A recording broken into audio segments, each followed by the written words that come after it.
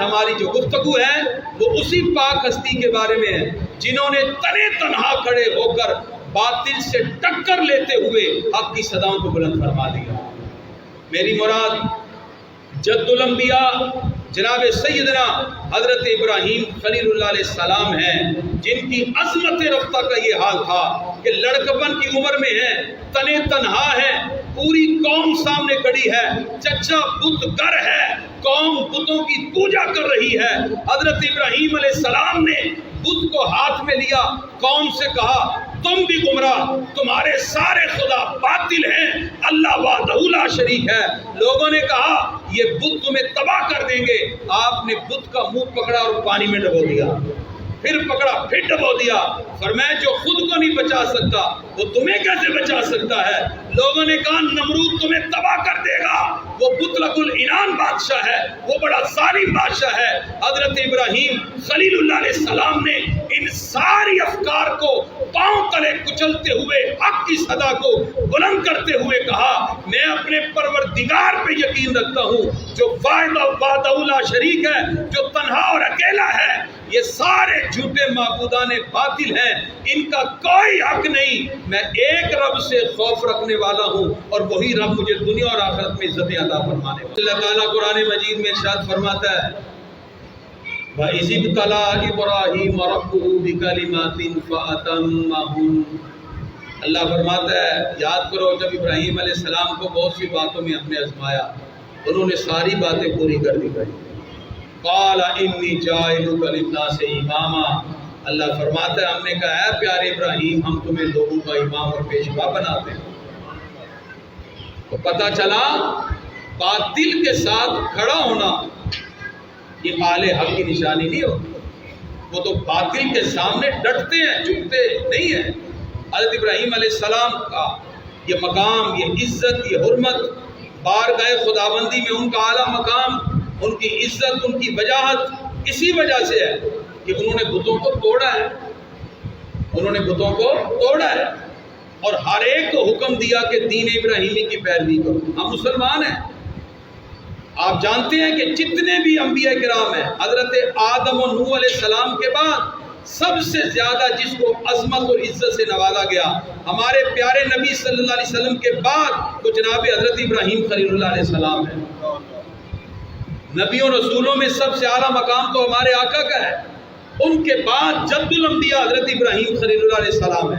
اور جد الانبیاء ابراہیم علیہ السلام کی عظمت کی وجہ یہ ہے جتنے بھی بعد میں نبی آئے وہ سارے حضرت ابراہیم علیہ السلام کی نسل سے آئے،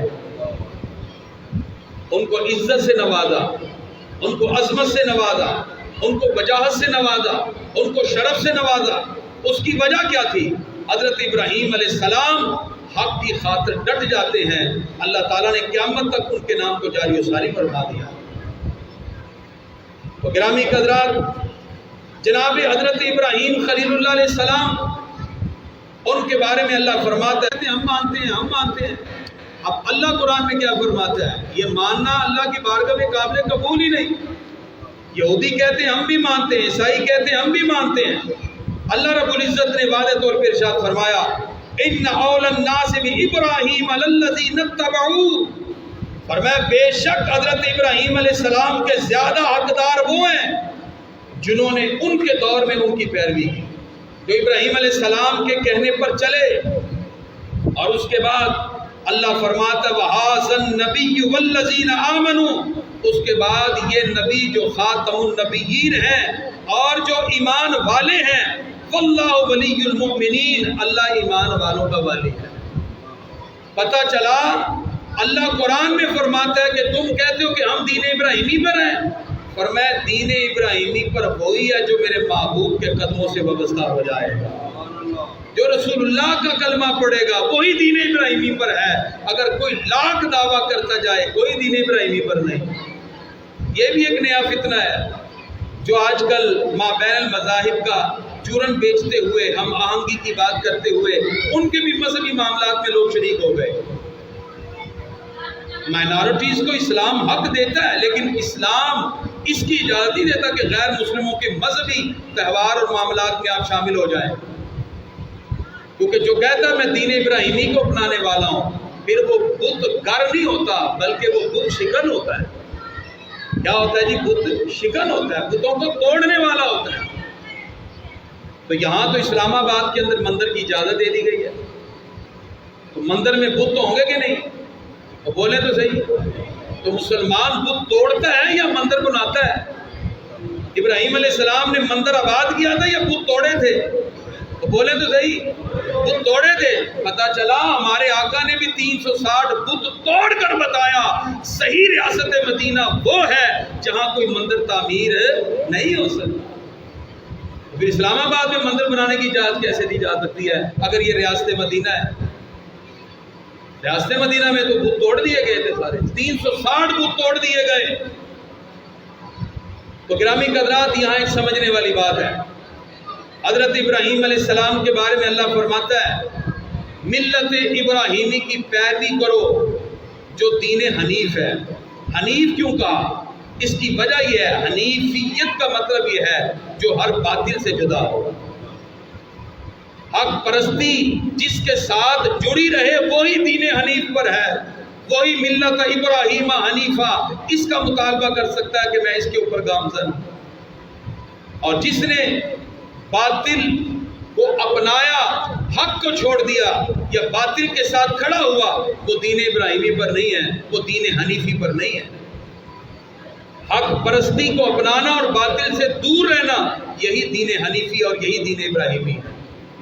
لہذا اسلام پر پختگی سے قائم دائم رہنا اور شاعر اللہ کی تعظیم کو دل میں بسانا یہ مومن کا ترہ امتیاز ہے۔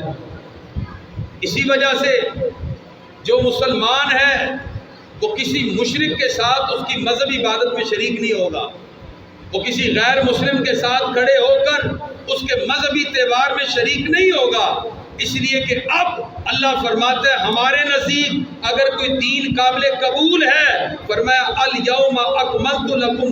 گرامی قدرات، علامہ اقبال فرماتے ہیں آج باطل فکر کے ساتھ کھڑے ہو کر ان کے مذہبی تہوار میں شریک ہونے والے، یہود و نصارہ کی نقالی کرنے والے، اپنی سوچ اور فکر کے زنگ آلود ہونے کے بعد دوسروں کے زاویہ نگاہ سے دیکھنے والے، علامہ اقبال فرماتے ہیں یہ یورپ کی اس سازش کا حصہ بن گئے جو انہوں نے بہت پہلے تیار کی تھی۔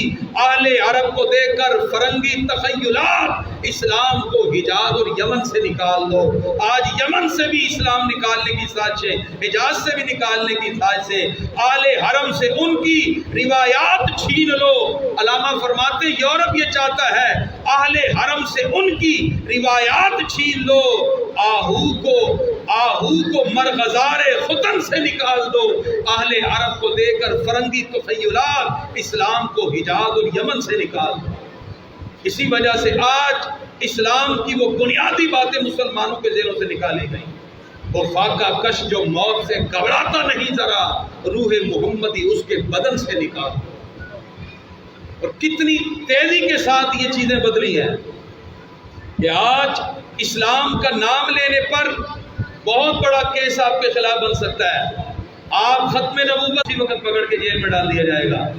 آج غیر مسلموں کے ساتھ کھڑے ہوں، آپ کو عزت کے ساتھ نواز دیا جاتا ہے۔ کیوں؟ کیا اسلام آج اپنی عظمتوں کو بکھیرنے والا نہیں رہا؟ یہ ان لوگوں کا کہنا ہے جن کی فکر اور سوچ زنگ آلودہ ہو چکی ہے۔ خدا کی عزت کی قسم، قیامت کی صبح تک جو اسلام کی عظمتوں کو اپنائے گا اللہ اس کو دونوں جہانوں میں کامیابیاں عطا فرمائے گا۔ تو حضرت ابراہیم خلیل اللہ علیہ السلام کا جو ہم تذکرہ کر رہے ہیں، ان کی بنیادی بات یہی تھی، آپ نے حق کی سزاؤں کو بلند کرتے ہوئے پوری قوم سے ٹکر لی اور تنے تنہا لی، اور آپ نے فرمایا تم سب باطل ہو، یہ بت جسے تم اپنے ہاتھوں سے گڑتے ہو یہ تمہارے خدا نہیں، خدا وحدہ لا شریک وہی ہے جو ان ساری چیزوں کو بنانے والا ہے۔ آپ نے مظاہر قدرت سے حوالہ دیا، سورج کے ڈوب جانے سے تنزلی کی طرف اشارہ کیا، اور لوگوں کی سوچ اور مینٹیلٹی کو اتنا خوبصورت ویژن دیا، اور آپ نے بتایا جو اللہ وحدہ لا شریک کو ماننے والا ہے وہ نمرود سے بھی زیادہ ظالم اگر کوئی بادشاہ ہو، کتنی بڑی سپر طاقت ہو، وہ اس سے ڈرنے والا نہیں، وہ صرف ایک وحدہ لا شریک سے ڈرنے والا ہے۔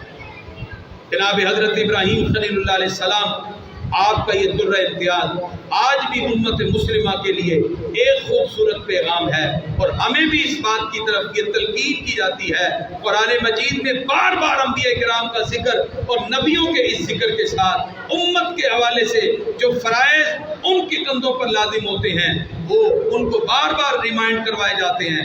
اے مسلمانوں، حق کے ساتھ کھڑے ہو جاؤ، ادخلوا فی السلم کافہ، پورے کے پورے اسلام میں داخل ہو جاؤ، ولا تتبعوا خطوات الشیطان، شیطان کے قدموں پہ نہ چلو، تاکہ تم یہ ساری باتیں اپناؤ، اللہ پھر تمہیں کامیابی عطا فرمائے۔